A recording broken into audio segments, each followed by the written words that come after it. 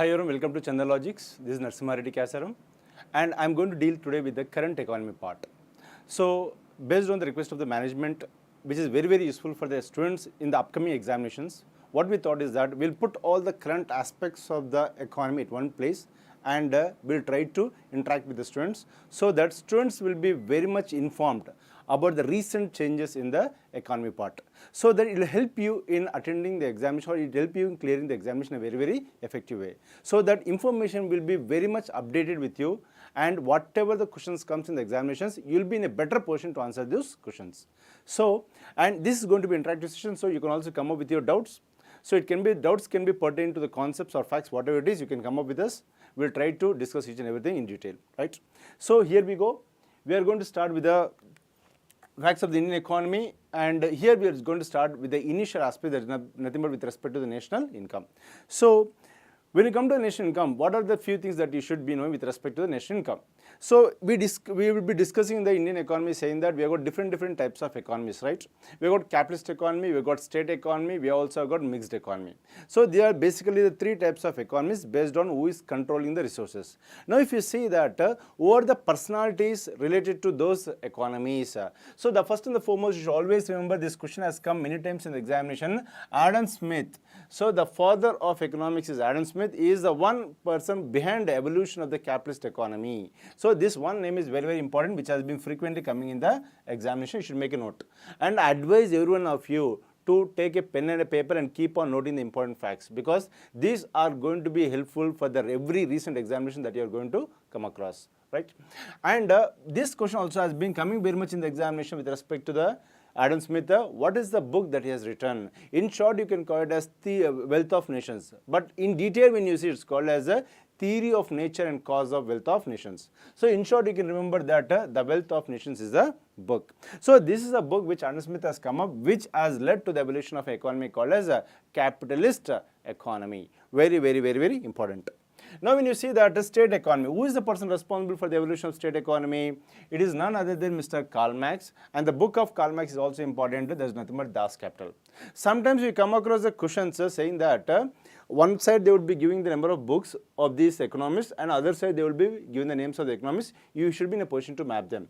So Wealth of Nations or Theory of Nature and Cause of Wealth of Nations is mapped to Adam Smith, and when you come to Das Kapital, it is mapped to whom? Karl Marx. So these are the very important things, okay?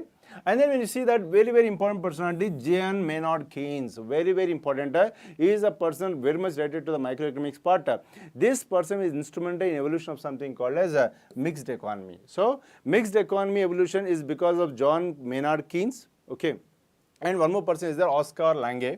Both the persons are related to mixed economy, and Karl Marx is related to state economy, and Adam Smith is related to capitalist economy. And what is the book of this Adam Smith, Theory of Nature and Cause of Wealth of Nations? What is the book of Karl Marx, Das Kapital? What is the book of John Maynard Keynes, The General Theory of Employment, Interest and Money? So these are very important things that you should be knowing with respect to the types of economies, right? Now you see here, very important, okay? And this part has come in the budget also. This is something you should make a note in your book. With respect to the national income, once we know about the national income, we are looking into something called as a per capita income of the country. Now when you speak about the per capita income of the country, as per the budget, as on date, what is the per capita income of India? Remember that. In the budget, it is mentioned as the per capita income of India is going to be 1,97,000. So it's almost close to 2 lakhs. It's almost close to 2 lakhs. So these are statistics that we have taken from the very much recent budget. So each and every facts that you are going to come across is going to be from the recent times. So make sure it is nothing but per capita income of India is 1,97,000. And what is the per capita income? You should also know the concept. Per capita income is nothing but it is the national income minus population. National income minus population. National income can be called as net net national income. What is that called as a net national product? NNP you can say, net national product. So net national product by population can also be called as a per capita income. Means it is the income on each earned by each and every individual on an average is called as a per capita income. And 1,97,000 is the per capita income of India. Here, why is this important? It is important because India is the fifth largest economy in the world. India is the fifth largest economy in the world. But when you see what is the rank of India with respect to per capita income, it will go somewhere around 140 plus. Okay. So per capita income is very low for India, whereas the GDP of the country is at a top level. It is at the fifth position in the world. Okay. So this is also very, very important. The topmost GDP country in the world is USA, which is the largest economy in the world. If they ask you what's the answer, USA. Followed by USA, you got China. Followed by China, you got Japan. Followed by Japan, you got Germany. And followed by Germany, you got India. So these are the very, very, very, very important stats. Okay. The first is USA. The second is China. Third is Japan. Fourth is Germany. Fifth is India. India became the fifth largest economy in the world by pushing down France and UK. So France and UK have been pushed down and India occupied the fifth position. Very, very important. By 2031, India is bound to become the third largest economy in the world. By 2045, India is bound to become the second largest economy in the world after China. Means what? USA will become the third largest economy in the world after 2045 to 2050. So these are the very, very important things that you should be knowing. Okay, so what is the GDP of India? As per IMF, it is $3.4 trillion, but you can roughly say it is more than $3 trillion. That's the GDP of India. What is the per capita of income of India? 1,97,000 is the per capita income of India. So is that clear? Any doubts in this part? Yes? So we have looked into the people who are responsible for different types of economies. What are the books written by those people? And when it comes to India, the per capita income of India and the GDP of India and the position of India is nothing but fifth position. So you can come across this question directly in the examinations. You should be very clear with these facts and make a note in your book also. Next one, very, very important. See, India is more of an importing country rather than exporting country. Okay, that is the reason India always has something called as a trade deficit. India has something called as a trade deficit. Okay, so why is India having a trade deficit? Because amount of imports that we are having is much more than the amount of exports that we are doing. Now, what is responsible for trade deficit in India? Which items are responsible for the trade deficit in India? This is something you should be knowing. Remember that the trade deficit in India is first one is reason is nothing but crude oil. The largest importing item for India is nothing but crude oil. The second largest importing item in India is precious metals, and the third largest importing item for India is nothing but electronics. So why is India facing trade deficit? Because we are importing more than 85% of our requirement of crude oil from different countries. So which is the largest importing item for India? The answer is crude oil. Which is the second largest importing item? There is nothing but precious metal. Which is the third importing item? Electronics. Remember that for this we don't have a solution in the near term. In the near term we don't have any solution. We need to import oil at any cost. When you come to the second part, it depends upon the mood of the people of the country. People in India are more towards having love towards what? Precious metals. People always wanted to have gold. Okay, people always wanted to have diamonds on their in their neck or something. Like people have got a lot of love towards precious metals. That is the reason we are having a huge amount of what? Precious metals. And with respect to electronics, we already started creating a solution in the form of Make in India. Yes. How are we creating a solution in the form of Making India? Now we are trying to export more amount of electronics. We are trying to increase the export of electronics. For this, one scheme is actually helping us. It's called Production Linked Incentive Scheme. Very, very important. What is that scheme called as? A Production Linked Incentive Scheme. Because of the Production Linked Incentive Scheme, if you observe, the value of the mobile phones that we are exporting is actually more than the value of the mobile phones that we are importing. The same strategy has to be applied to different types of electronics. Over a period of time, we will be in a position to achieve net zero export or import of electronics. Right? Means what? For this we are already working out a solution. For this it depends upon our mindset, and the first one we don't have any other solution. We need to depend on other countries for crude oil. So the top three most importing items from India are nothing but first one is crude oil, second one is nothing but precious metals, and the third one is nothing but electronics. So is it clear for every one of you? Any doubt you have got at any point of time, do ask me. Any extra information that you are expecting, you do ask me, okay? Next one. Next, very, very important. Now, India is importing crude oil. What is the position of India with respect to importing the crude oil in the world? Okay, so who is importing more amount of crude oil? That if you see, okay, remember that after two big countries called as USA and China, after USA and China, India is the third largest crude oil importing country in the world. Means in this world, the highest importing of crude oil is done by USA. Second highest is imported by China. Third highest is imported by India. So why is India having the crude oil as the largest importing item? Because India is the third largest oil importing country in the world. India is the third largest oil importing country in the world. So this is also a very much important factor that would be reflecting in the examinations. Yes. Who is the father of Indian economy? Very nice question. See here, Mokshagunam Vishwesvaraya. Okay, Mokshagunam Vishwesvaraya can be called as the father of Indian economy. With respect to Jawaharlal Nehru is concerned, he is called as the architect of Indian economy. So you can say planning. Okay, we don't have economy because Indian economy did not evolve in the recent times. It has been evolving right from the beginning. Here we have got father of economics. Why? The subject has evolved in the recent times. But economies have been existing in different forms from a long period of time. When you come to planning, you can say Mokshagunam Vishwesvaraya is the father of Indian planning, and Mr. Jawaharlal Nehru is considered to be the architect of Indian planning. So we don't have someone like father of Indian economy or something like that. Okay, that's the important thing. Very good question, Mr. Prem. Okay. Now, so largest oil importing country in the world is USA. Second largest is China. The third largest is India. This is one thing that you should remember. Now, if India is the third largest importing country in the world, who is exporting more amount of oil to India? This is a very much important question. The answer is nothing but Iraq. So, Iraq is the largest oil exporting country to India, not to the world. I am telling to India. So, Iraq is the largest oil exporting country to India. This is also a very, very important fact that you should know. Okay, we are not importing highest amount of oil from Saudi Arabia. We are not importing highest amount of oil from Venezuela. We are importing highest amount of oil from Iraq. Okay, once upon a time, Iran was standing in the second position, but because of the difference between USA and Iran, USA asked India not to import any oil from Iran. We are not importing even a single liter of oil from Iran. So what happened? Our second person and third person got changed. Earlier, for a long period of time, Saudi Arabia was the second largest oil exporting country to India. But because of the recent Russia-Ukraine crisis, what happened? The Russian oil became very cheap and India started importing oil from Russia. That is the reason Russia became the second largest exporter of oil to India, followed by Saudi Arabia. See how the dynamics are changing. You should observe how the dynamics are changing. Initially, Iraq was the largest oil exporting country to India, and followed by Iraq was Iran.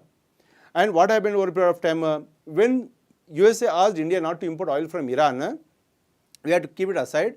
Then Saudi Arabia became in the second position. Now, when the recent Russia-Ukraine war happened, Russian oil became very cheap. What we did, we used the opportunity to import more oil from Russia. That's how Russia took the second place and Saudi Arabia slipped into the third place. So, if you see what is the order is nothing but first largest oil exporting country to India is Iraq, followed by Iraq. The second largest oil exporting country to India is nothing but Russia as on date, and the third largest oil exporting country to India is nothing but Saudi Arabia. So, lot of questions can be framed around this oil concept. Is that clear? Yes. Father of economics is Adam Smith, Mr. Sheikh, Mehboob Sheikh. The father of economics is nothing but Adam Smith, right? So, largest oil exporting country to India is Iraq. Second largest is Russia. And the third largest nothing but Saudi Arabia. So, this thing you should understand, okay? Now, let's speak about the world. Which is the largest oil exporting country in the world? Answer is Saudi Arabia. Saudi Arabia is the largest oil exporting country in the world. The reason is that Saudi Arabia is a very good friend of USA, and Saudi Arabia has got huge contacts all over the world, and Saudi Arabia has got huge partners all over the world. They got a lot of customers all over the world. So they became the largest oil exporting country in the world. So which is the largest oil exporting country in the world? Saudi Arabia. Next, one more question I'll tell you. Which is the country in the world that has got huge amount of oil reserves? Huge amount of oil reserves. Again, the answer changes to Venezuela. What is the answer? Venezuela. So Venezuela is the country with the highest amount of oil reserves. Means more amount of oil is available with Venezuela. More amount of oil is exported by Saudi Arabia. And to India, highest amount of oil is exported by Iraq. And in the world, if you see that India is the third largest oil importing country in the world. So 1, 2, 3, 4. We have discussed 4 questions here. Okay, 4 questions. The questions can come from any dimensions. We should be in a position to answer the questions in a very, very effective way. Is that clear? Right? Very good. No, this is as on date we have got for English. I think we'll also plan something for Telugu also. Okay, Rajesh, I think English is also fine. Okay, not a problem. Okay, chalo. Is that clear? Okay. If you got any doubts specifically, Rajesh, you can ask me. I will also answer in Telugu also, just for your benefit. Okay, chalo. Next one. And one very, very important thing that is coming in the newspaper and even in the budget also it has been mentioned. What is that? In the budget recently, I hope you are making note of all the points, right? Don't miss out. You should make a note of the points. You can just go back and make a note of the points that I am mentioning here. Okay. In the budget, we have got something called as India became the largest remittances earning country in the world. Okay. India became the largest remittances earning country in the world. What is the meaning of remittances? Okay. Now, what is the meaning of remittances? Remittances are nothing but a person from one country going to other country, earning money in that country, foreign currency, and sending that money back to India.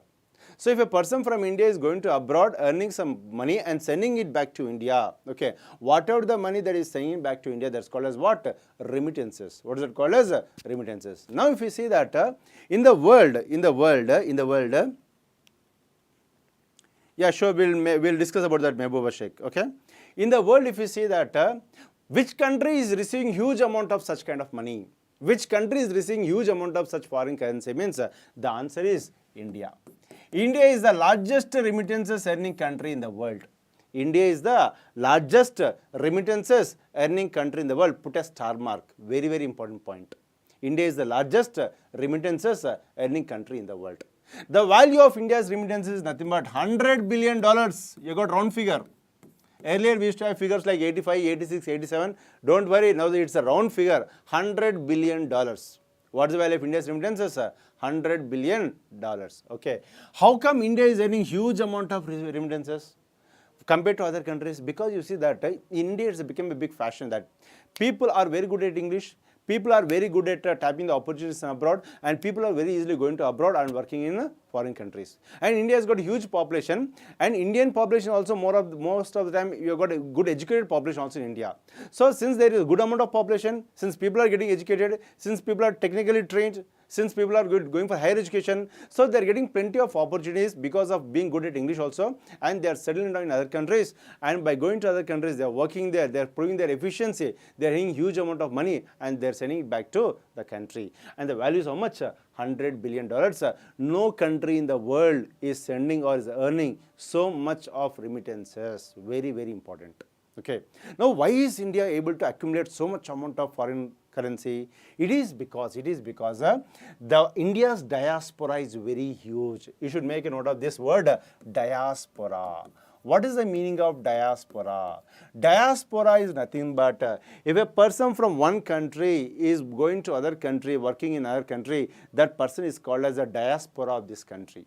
This person is called as what? Diaspora of this country. The size of India's diaspora is 1.8 crore. Means what?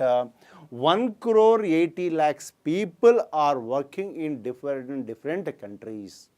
Throughout the world, if you see how many people belonging to India are working in different countries, the total count is coming to 1.8 crore. Now, this 1.8 crore people are earning how much amount of value of money? $100 billion. They are sending it back to India. So, India is the largest diaspora in the world. Okay. India is the largest diaspora in the world. India is the largest remittances earning country in the world. Very, very important. This is what helping our Indian forex reserves. So in that perspective, you have to be very, very clear with this. Okay. Now if you ask me, okay, when you compare with other countries, how is India's diaspora? Means out of every 6 person, 1 person is Indian. 1 out of every 6 person is Indian, or you can say 16 out of 100 people are Indians. Means you go to any country, okay, you ask how many people are there from different countries here. Many people will raise hands. Let us say there are 100 people raised hands. Then you ask how many of you are Indians. At least 16 people will still be raising their hand. Means 16 out of 100, or you can say 1 out of 6 persons is an Indian who is working in different countries. So this diaspora is contributing $100 billion to the Indian economy. So these are very, very important points that you should make a note of it. Is that clear? Yes. It's annually, Mr. Babu Kantipudi. It's annually. Okay. Yes, you can also watch the class after finishing live. No issues. Okay. You can that link will be there. You can watch it. Not an issue with that. Okay.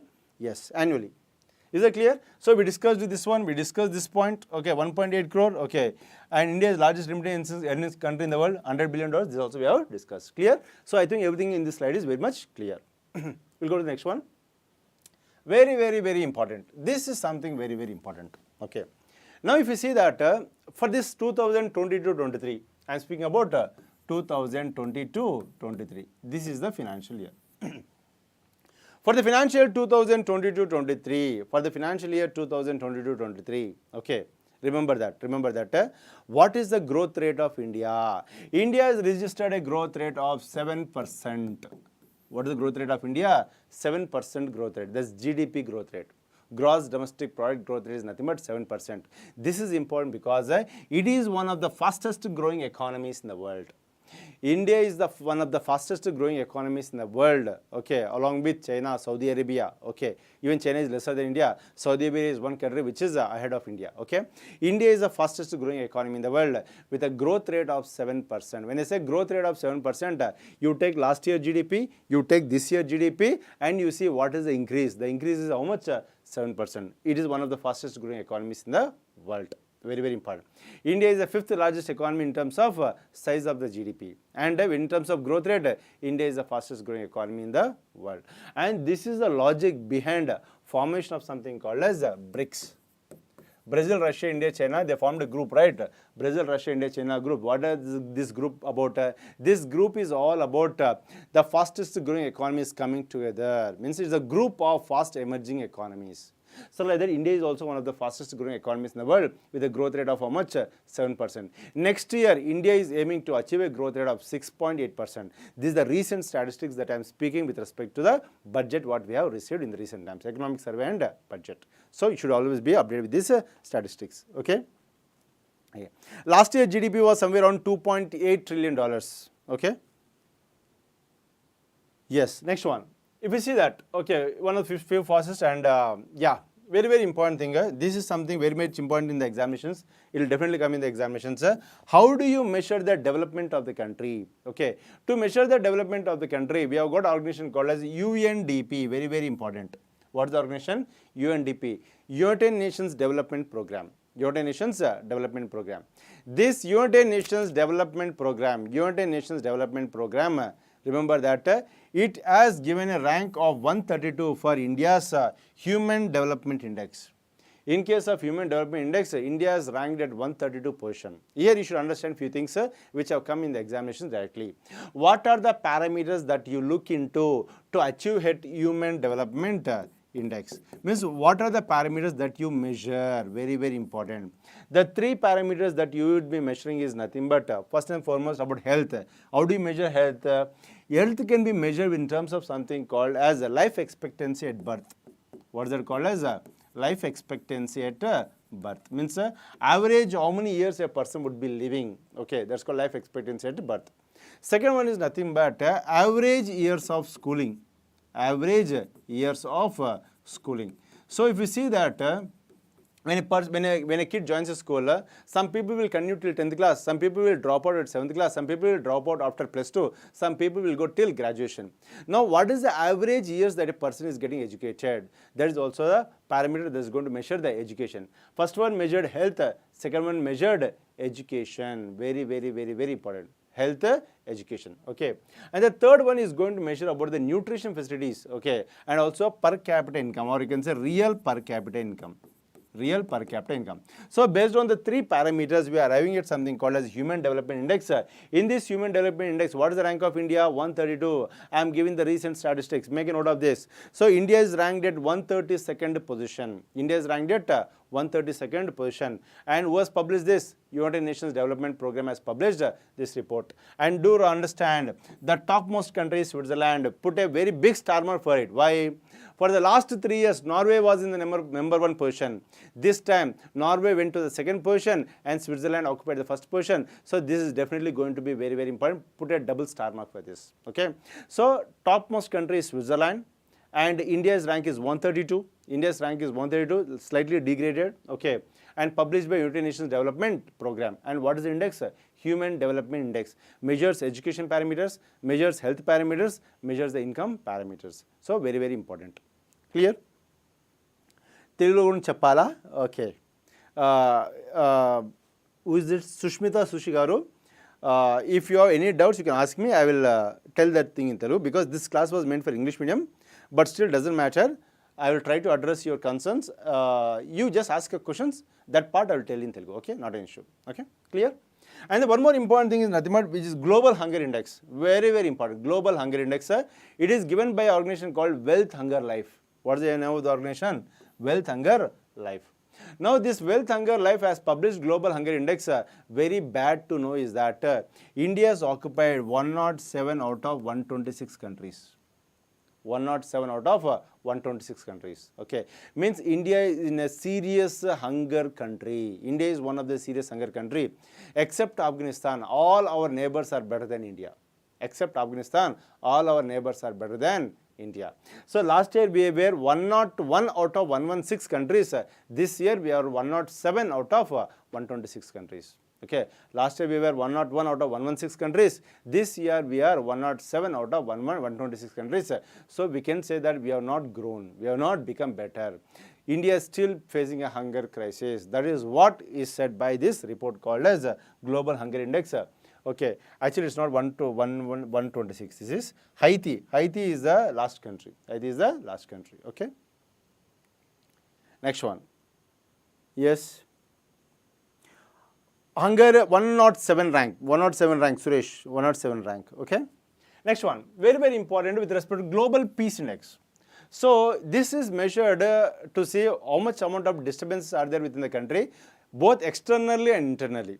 Okay, if you look into that, if you see that India is ranked at 135 position. What is the rank of India? 135. And the most peaceful country in the world is Iceland. Very, very important. The most peaceful country is Iceland. You can easily remember, and Iceland, ice means cool, peaceful. Okay, and the most peaceless country is our neighbor Afghanistan.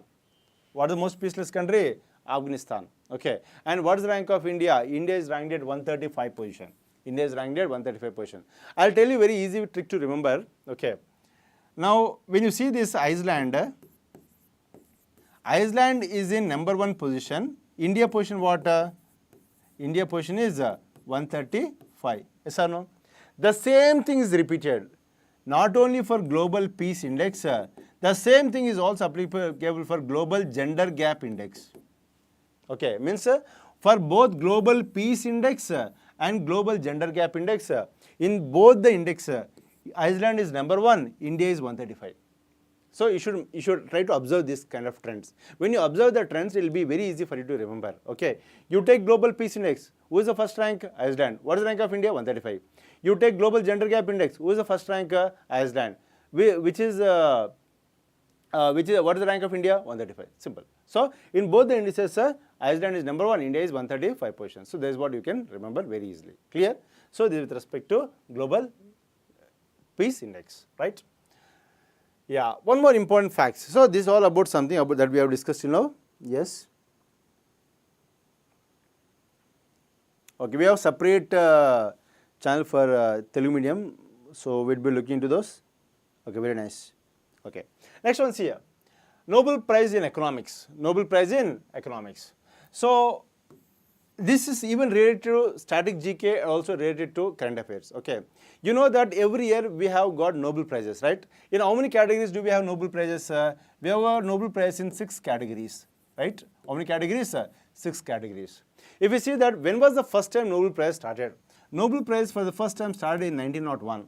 Okay, for the first time when Nobel Prize started in 1901, it was awarded in how many categories? 5 categories. How many categories? 5 categories. What are the 5 categories? The first one was nothing but peace. The second one was literature. The third one was medicine. The fourth one was physics. And the fifth one was chemistry, right? But we did not have a Nobel Prize in economic sciences. We did not have a Nobel Prize in economic sciences. But in 1968, okay, there is a bank in Switzerland called Riksbank.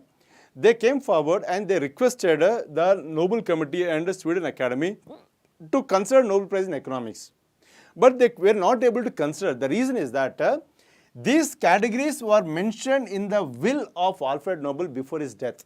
In his will, he has mentioned that Nobel Prizes to be instituted and this has to be given in these 5 categories. But they cannot override his will, right? Then what happened? Then Riksbank requested saying that, don't worry, we are not going to use his money. We will sponsor the prize. We just wanted the word called Nobel. Okay, that's how Nobel Prize in economic sciences started. When did it start? They took a nomination from 1968. For the first time, it was awarded in the year 1969. Okay, and for the first time when it was awarded, it was given to 2 people, Reginald Frisch from Norway and John Timbergon from Holland. They are the 2 people who were for the first time received Nobel Prizes in economics. Very, very important. One more important thing from examination point of view. Every year, we have got a list of Nobel Prizes. Okay, in the month of November, December, we get the list. You should go through that list. At least, I know that it's very difficult to remember the names because these names are foreign country names. It's very difficult. But at least you should be in a position to identify the names from the options. So, to that extent, you should be aware. That's very, very important. Because these do come once in a year.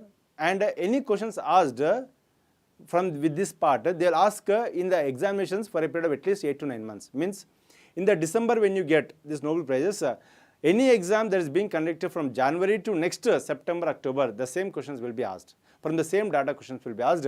It is worth remembering those names. At least not completely, at least you should be able to, in a position to identify those names. So very, very important. Now coming to this. Okay. Nobel Prize in economic sciences with respect to India. Okay, in India in the recent times, if we see that, okay, in India if we see that, the only one person who received Nobel Prize in economics from India is nothing but Amartya Sen. Who is that? Amartya Kumar Sen. He has worked on something called as the Sen Index or Poverty Index. Which index? Sen Index or Poverty Index. Now this Amartya Kumar Sen, he got in something called as a welfare economics category. Which category? Welfare economics category. Is the only Indian to receive Nobel Prize in economic sciences. But you can see one more name. What is his name? Abhijit Banerjee. Is he not Indian? He is not Indian. He is a person of Indian origin. Remember that. He is born in India. He got educated in India, but now he is not holding the Indian citizenship. He is holding a abroad citizenship, foreign country citizenship. He is the one recent person who is a person of Indian origin who got this Nobel Prize. Very, very important is his contribution. This is very, very important. Okay. What is this RCT? What is the full form of RCT? Randomized controlled trials. Or you can say random controlled trials. Okay. So what they say is that whenever you are implementing any scheme in a large scale, don't do it directly. You try to implement the same scheme in a smaller quantity in different places. You see the performance of that implementation. Whichever is giving best results, take that idea and expand it all over the country. That is how you can save a lot of money. This process is called as randomized control trials, for which Abhijit Banerjee got, his wife got, his friend also got this Nobel Prize in economic sciences very recently. He is a person of Indian origin. So I am asking you to a small assignment, like when the class is done, what do? You list the people from India who received Nobel Prizes. Make a note of that. That also can be helpful for you. Okay. Next one. Very, very important. Very, very important to see here. Okay. When we deal with the topic called inflation, okay, we deal with two things. One is CPI, WPI. Okay. CPI stands for Consumer Price Index. WPI stands for Wholesale Price Index. Okay. And I don't think people will ask you about this data, but they'll ask you about the trends. Okay. So if we observe, in the recent times we have seen in the newspaper that the WPI has been going very high. So you can see that it has even touched 13%. It has even touched 13%. Actually, in between, it has even gone to 14% also. Okay, but now it has cooled down to 11.5%. So this wholesale price index. What is that? Wholesale price index. So what is inflation? A consistent and unchecked rise in the prices of goods and services is called as what? Inflation. Consistent and unchecked rise in the prices of the goods and services over a period of time is called as inflation. Now we see that in WPI basket we have got 697 items. Okay, I'll tell you what exactly is the inflation. Okay, 697 items. Now what we are trying to do, we are trying to see what is the average increase in the price of these 697 items all over the country, and what we found 11.5% increase. Means what? Last year if the value is 100 rupees, okay, in base year if it is 100, not last year, it's the base year. In the base year if it is 100 rupees, now it is 111.5 rupees. Okay, so that is the meaning of 11.5% inflation. See, don't think that every time you are comparing with the last year. Inflation topic you have to be very clear. You are not comparing with the last year, you are comparing with the base year. Okay, for example, if you take WPI, wholesale price index, the base year is nothing but 2011-12. So compared to 2011-12, how much is the average increase in the price of the goods and services? How many? 697. What is the answer? 11.5%.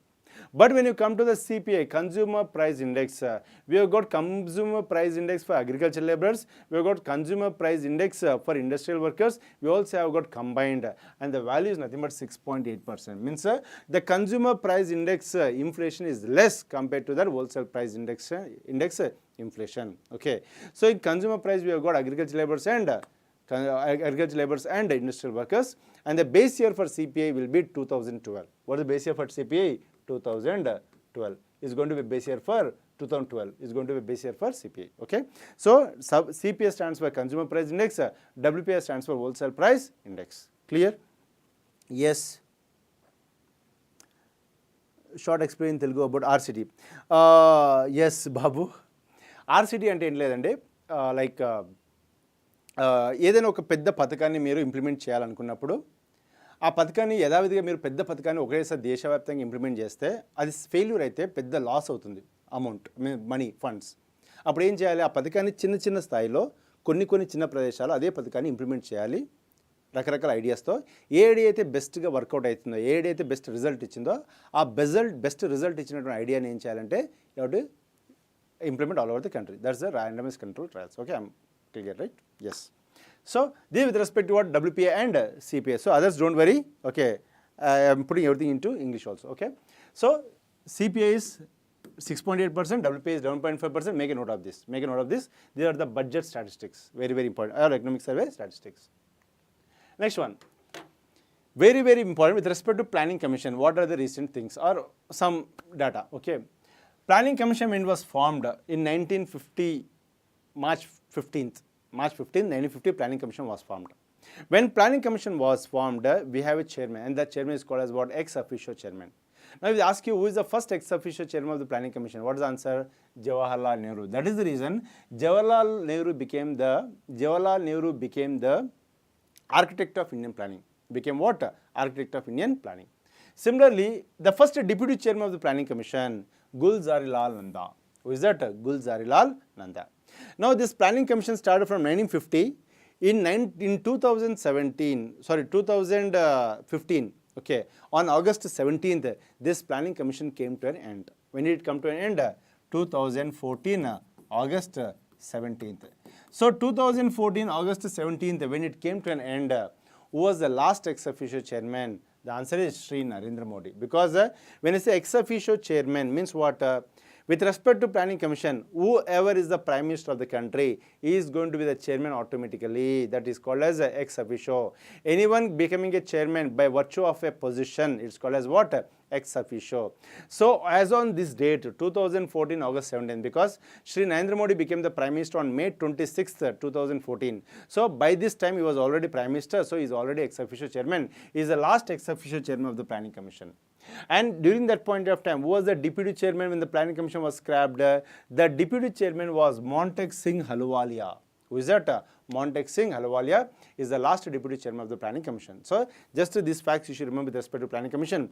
When you speak about the planning commission, you should know about the history of the planning commission. You should know about the types of different plans that we have. You should know about 5-year plans, about National Development Council, what is the structure. So everything you should have certain idea about all these things, right? Very important. Next one. See here, very important, Niti Aayog, very trending topic. Recent times there are a lot of updates on this. Very recently. See, economy is very dynamic. Very dynamic. Something is true today will not be true tomorrow. It happens very dynamically, it changes. That is the reason this class stands very important. It stands very important because whatever information that you are going to get as on date, okay, this is going to be useful for you in the upcoming examinations, right? So if we see that the first ex officio chairman, current ex officio chairman is nothing but Shri Narendra Modi, that we are clear about. For the first time when Niti Aayog came into existence in 2015, who is the first? It's Narendra Modi only. Okay. Who is the first vice chairman? Arvind Panagaria. So Arvind Panagaria is a person who is instrumental behind the Gujarat development model. He is a person who is instrumental behind Gujarat development model. So in 2015, Arvind Panagaria became the first vice chairman of the Niti Aayog. Okay. Now coming to the current, very important recent changes are there. I'm telling you, very few days back also we had a change. The current vice chairman is Suman Beri. Who is the current vice chairman? Suman Beri. Suman Beri is the current vice chairman. Okay. We had earlier Rajiv Kumar. In place of Rajiv Kumar, we got Suman Beri. Now here something you should make a very important note. CEO BVR Subramaniam. I am telling you why is so much important, because Amitabh Kant got replaced by G. Parameswaran.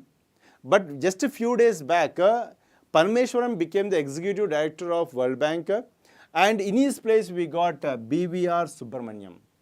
Who we got? BVR Subramaniam.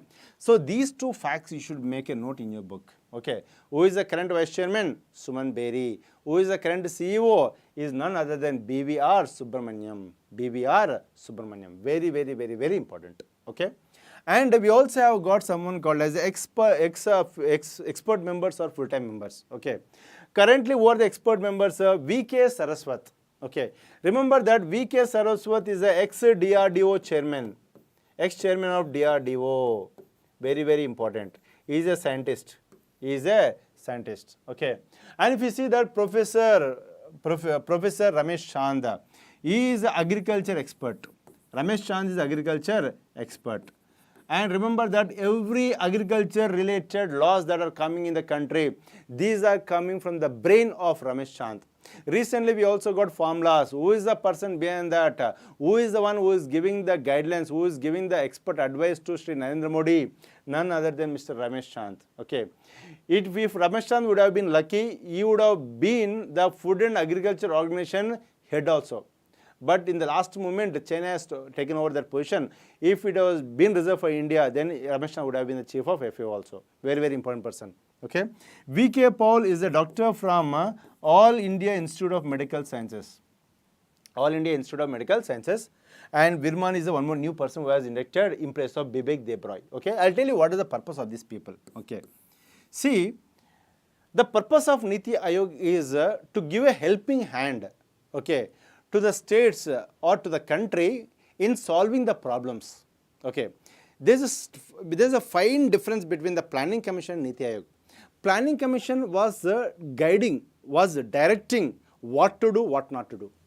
Niti Aayog will not tell you what to do, what not to do. Niti Aayog will say that you do whatever you can do. In case something is not possible, you are facing some problem, come to us.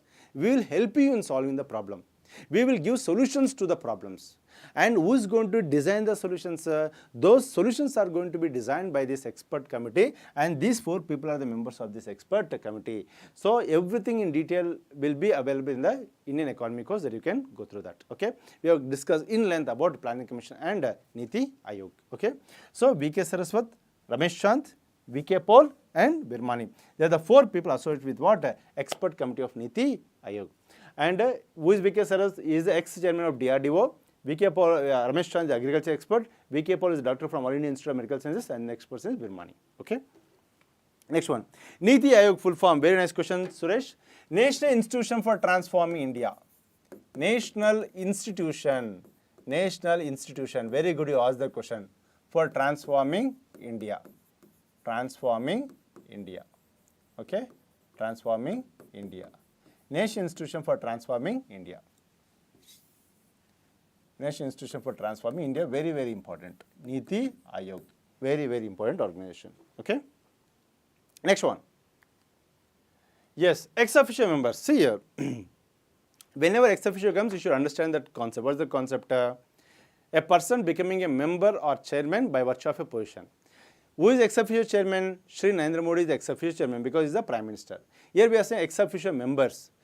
Persons who are holding certain ministries. Okay, those people are going to be ex officio members. For example, if you see Amit Shah, Ministry for what? Home Affairs.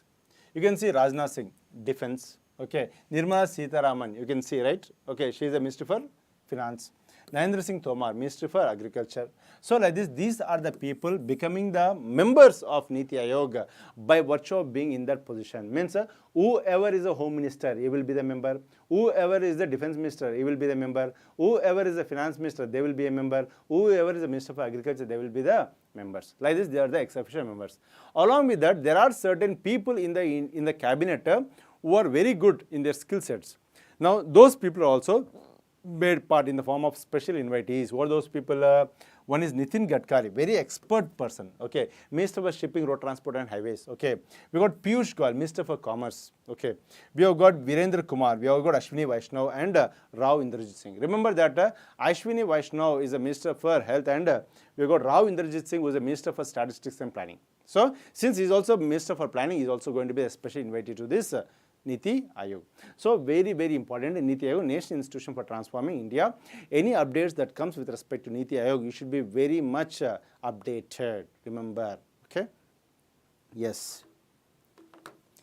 Niti Aayog finance help kuda chestunda. No. It doesn't do any finance help. Everything should be done by the government. Niti Aayog is not empowered to allocate fundings. That's the difference between Niti Aayog and Planning Commission. To be frank, Planning Commission was more powerful compared to Niti Aayog. Planning Commission was more powerful compared to Niti Aayog. If you see that Planning Commission is a non-statutory, non-constitutional body, but it was powerful. Okay. When you come to Niti Aayog, it's a non-constitutional, non-statutory, non-executive body. It is just a policy think tank. Make a note of this point. Niti Aayog is just a policy think tank. It is just a policy think tank. Make a note of this point. Very, very important. So, it is not that powerful. It is only giving ideas. That's it. It is trying to foster federalism, cooperative federalism. Means between the states and the center, it is trying to bridge the gap. Okay, that's the purpose of Niti Aayog. Next one. Sure, Mr. Raju Naik. We'll do that. Okay. You need book. See, I'm telling you one more thing, important thing. Economy is different from other subjects. You take geography, you take history, you take polity. Okay. You take a book, you learn from a book, you're going to benefit out of it. But when you come to economy,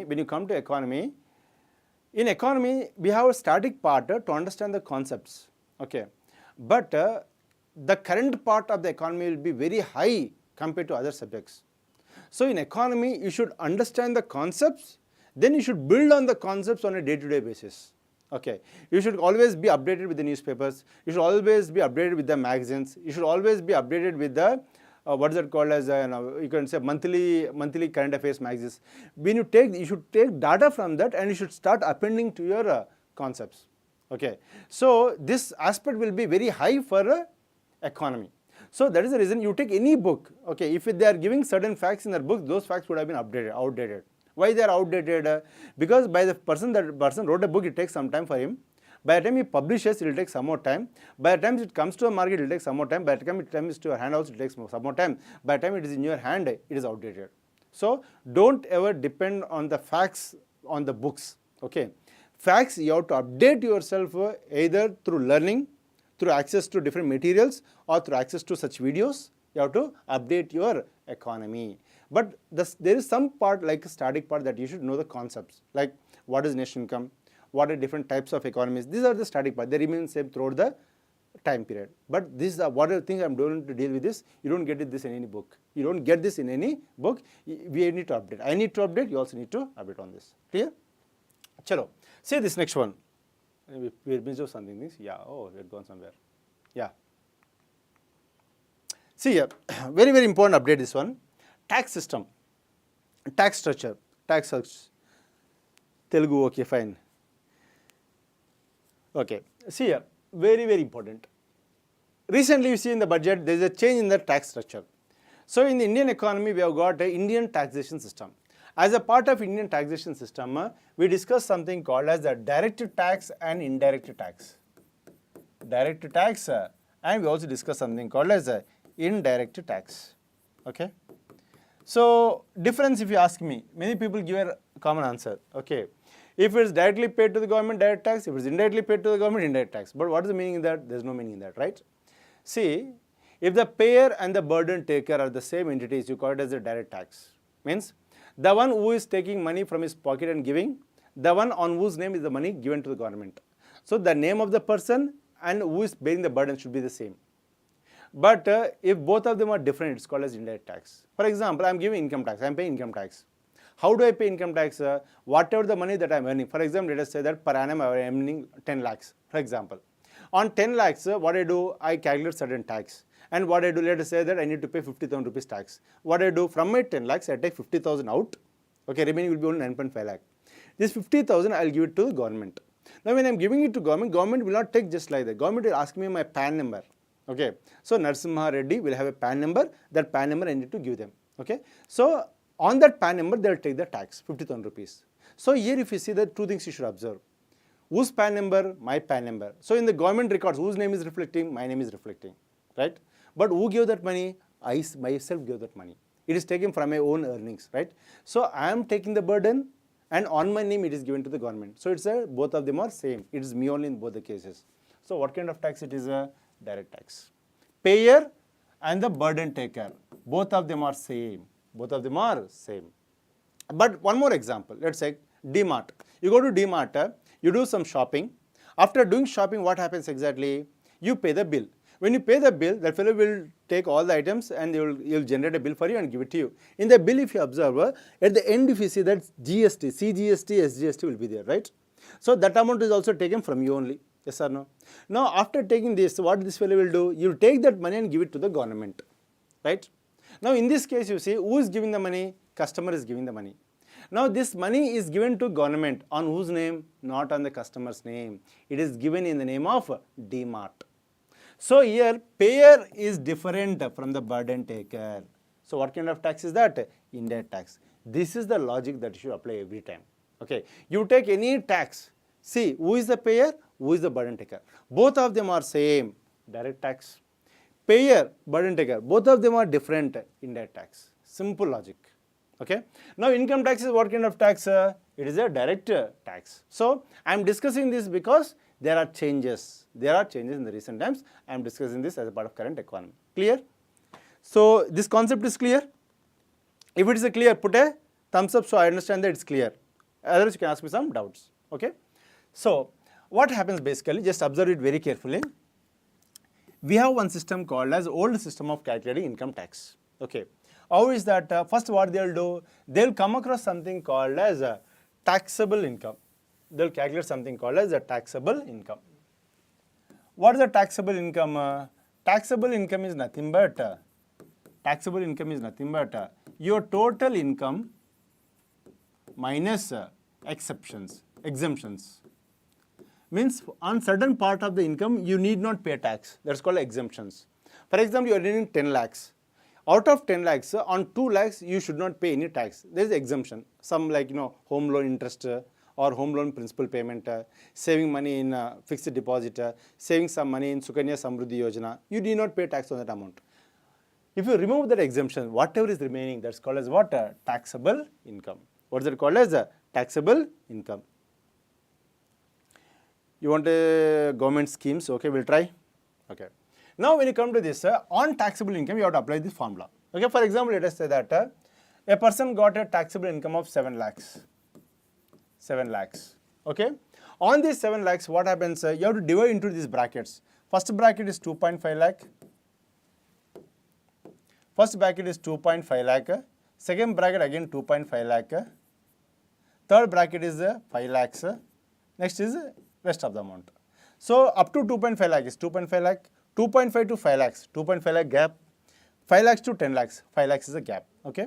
Now what I do, I divide the 7 lakhs into this part. So first 7 lakhs means 2.5 lakh gone, 2.5 lakh gone. So total 5 lakhs. Remaining how much? Out of the 7 lakhs, if you do minus 5 lakhs, you got how much? 2 lakhs. So this part will be how much? Only 2 lakhs. So this is 2.5 lakhs. This is 2.5 lakhs. This is going to be 2 lakhs. Now first 2.5 lakhs, there is no tax, nil. So the tax is equal to 0. The tax is 0. Second 2.5 lakhs, how much is the tax? 5%. So 12,500. Remaining is left how much? 2 lakhs. On 2 lakhs, tax is 20%. 20% of 2 lakhs is how much? 40,000. Okay. So how much he has to pay? 52,500 is what he has to pay. This is how it was calculated earlier. Okay. This was the system that is even now available today also. This system is available today also. Now last year what happened? Nirmala Sitharaman got one more new system. This is the new system that is brought last year, not this year, last year. Now what she did, she made into different brackets. Up to 2.5 lakh one thing, 2.5 to 5 lakhs is second thing, 5 to 7.5, 7.5 to 10, 10 to 12.5, 12.5 to 15, greater than 15 lakhs. And she did nil, 5%, 10%, 15%, 20%, 25%, 30%. Okay. But the problem here is that your total income and taxable income will be same, means there is no exemption concepts. There is no concept of exemptions. So because of that, not that beneficial. And people also came to know that this is not beneficial. That is the reason people are not opting for the new system. People are again opting only for the old system. Now Nirmala Sitharaman was not happy. She wanted people to opt for new system. Now what she did in the recent budget, she made some changes. What changes? Instead of having a 2.5 lakh bracket, she made as a 3 lakhs brackets. What she made? 3 lakhs brackets. Like this, she said that first 3 lakhs no tax, second 3 lakhs 5%, third 3 lakhs 10%, fourth 3 lakhs 15%, fifth 3 lakhs 20%, remaining will be 30%. So this is what who made it? Nirmala Sitharaman made. This is a recent update. These are the recent update. So in first part there is no tax. If we remove that, how many we have got? 1, 2, 3, 4, 5, 6 brackets. Now in the new one, how many we have? First one is nil, leave that. 1, 2, 3, 4, 5. Means what? Nirmala Sitharaman reduced 6 brackets to 5 brackets. This is the update that we have in the recent budget. Is that clear? So 6 brackets are reduced to 5 brackets. Clear? Yes. Very good. Okay, which one of the best shows new tax policy or old tax policy? See, if you are saving in different schemes, my advice is go for the old tax policy only. If you are saving in different scheme like life insurance, or you can saving Sukanya Samruddhi Yojana, you are paying home loan principal repayment, or you can say interest payment on your home loan, you have to go for old policy is best. New policy is not going to be beneficial. Okay. Next one. So these are the exemptions that we have. Okay. And recent change is that earlier standard deduction was 50,000, it is increased to 52,500. From 50,000 it is increased to 52,500. This is the only small change that Nirmala Sitharaman did for us. Okay. Next one. For Telugu we have got different channel. We will work it on different channel. Okay. Honey. Yeah, this is a very important slide. Very important slide. We are speaking about corporate tax. Remember that one of the largest sources of income to the government among the direct taxes is nothing but corporate tax. What tax? Corporate tax. So when I say corporate tax, remember that it is a tax imposed on the profits earned by the companies, on the net profits earned by the companies. For example, let us say that a company has got a turnover of, let's say, 500 crores. Okay. Out of this 500 crores, let us say the company profit is 200 crores. Okay. What is the net profit of the company? 200 crores. On 200 crores, the company has to pay tax to the government, and that is called as what? Corporate tax. How much is? India is taxing 22%. How much is India taxing? 22%. Means on 200 crores, you have to pay 22%. Means how much? 44 crores you have to pay as tax to the government.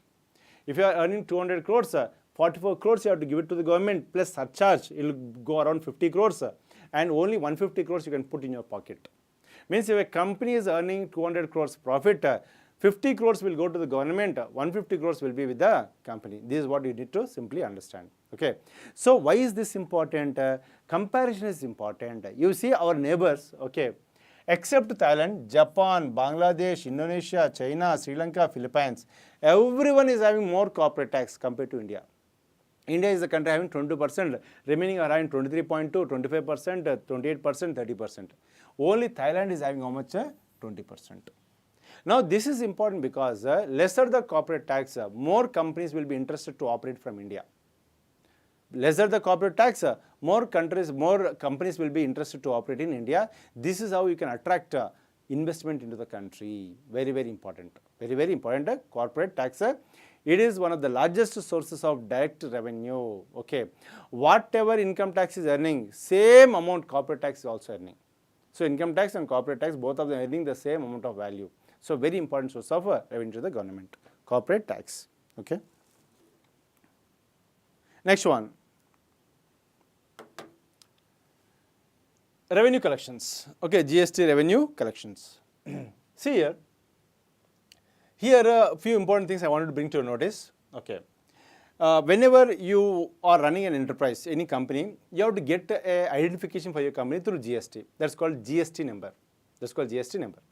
Now, this will be given by an organization that's called GST network. What is it called as? A GST network. Okay.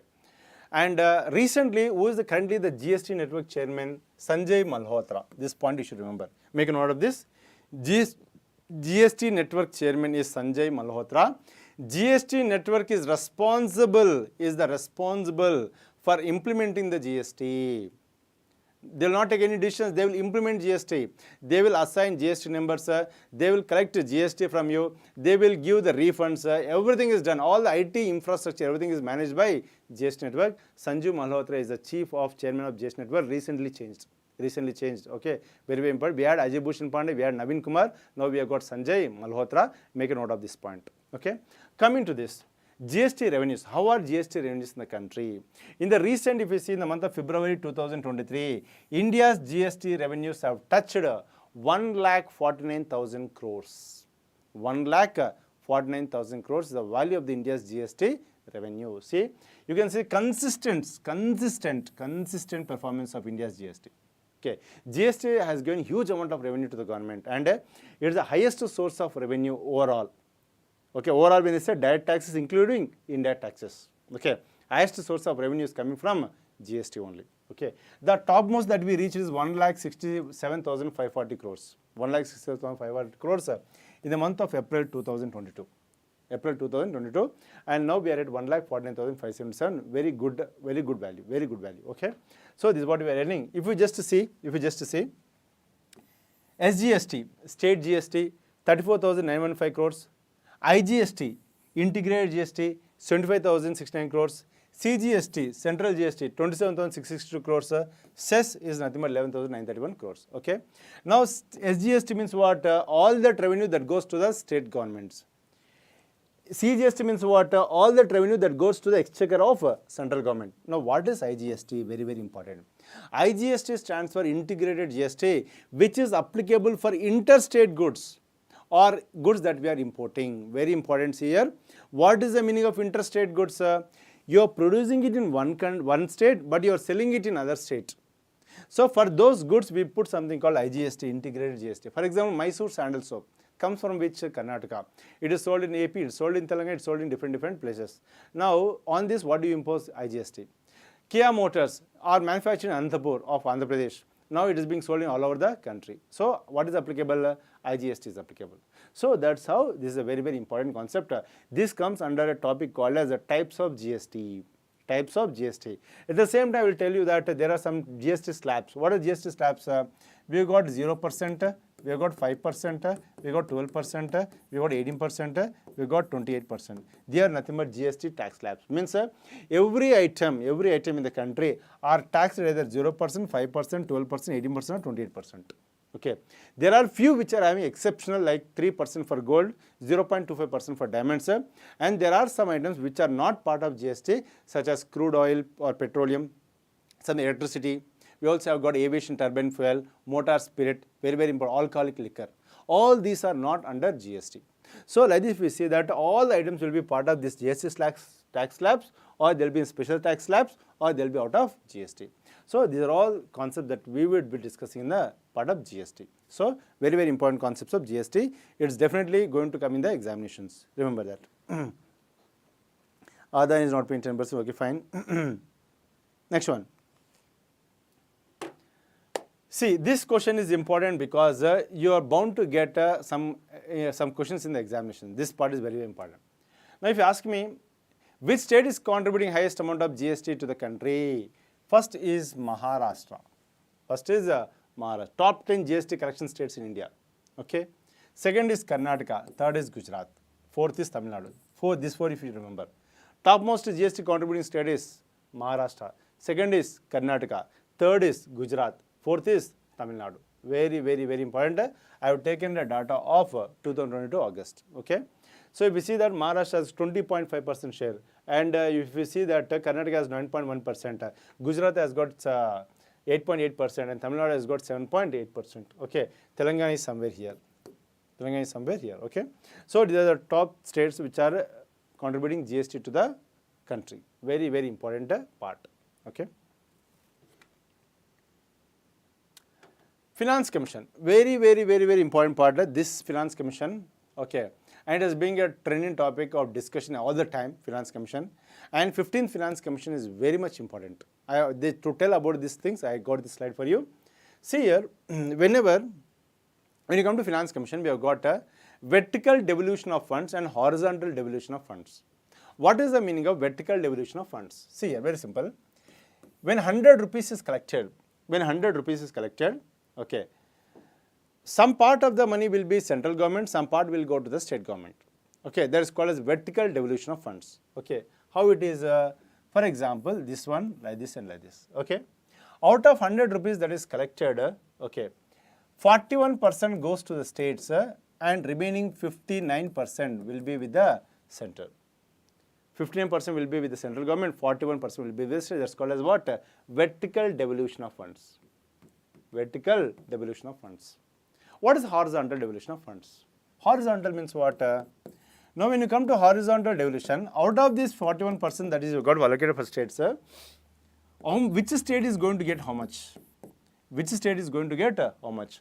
How much is being given to Madhya Pradesh? How much is being given to Telangana? How much is given to New Delhi? How much is being given to Rajasthan? How much is being given to Andhra Pradesh? That division is called as horizontal devolution of funds. Okay. So vertical devolution is very clear. 41% will go to states and 51% will be with the central. Now when you come to horizontal devolution, all states cannot be given equal amount of money because the situation of each and every state is not same. Whatever money is given to Maharashtra cannot be given to Goa. Yes or no? Goa money requirement will be less, Maharashtra money requirement will be more. Whatever is given to Rajasthan, you cannot give it the same amount of money to Sikkim. Rajasthan is the largest state in the country. It needs more money. Sikkim doesn't need so much amount of money. Okay. So the requirements are not same. So we have to distribute it with certain logic. What is that logic? Here comes the logic. Okay.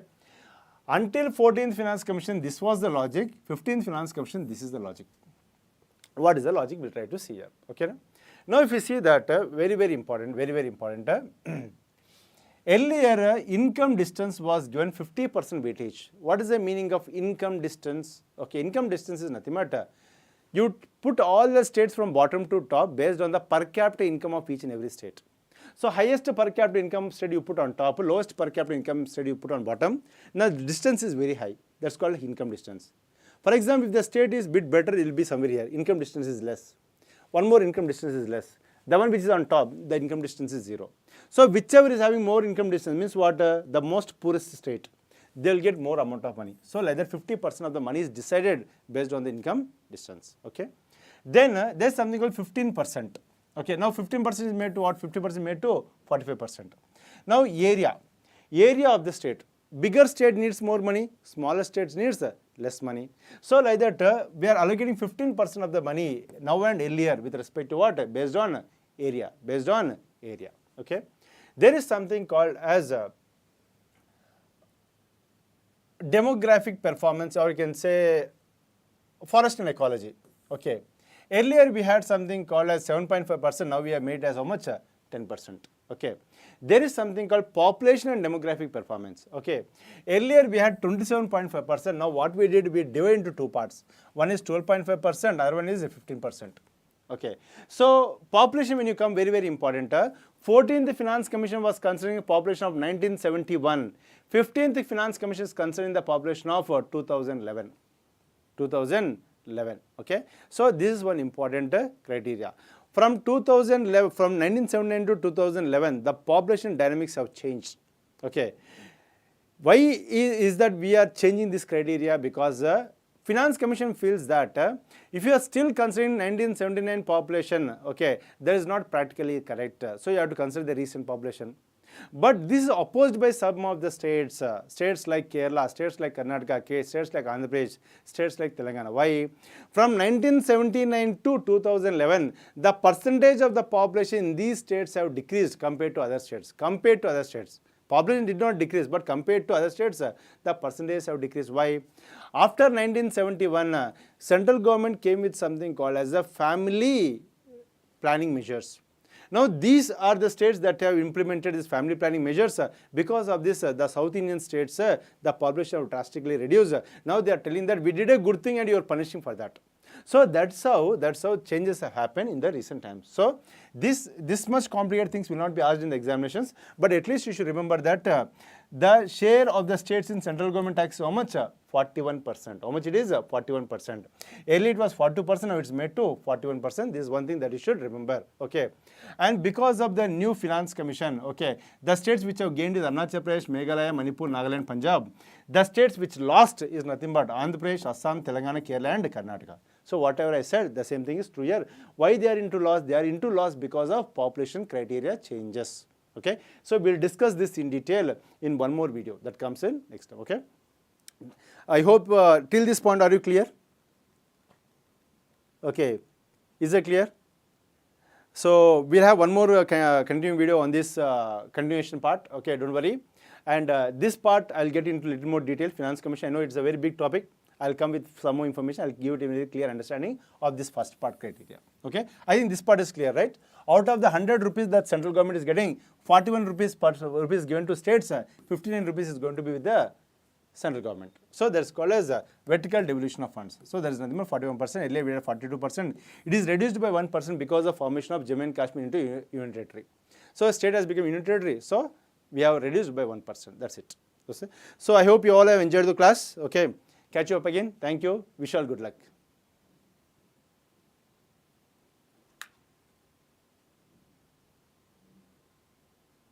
You have any suggestions also, you can come back to us. We'll try to implement those suggestions also. Thank you.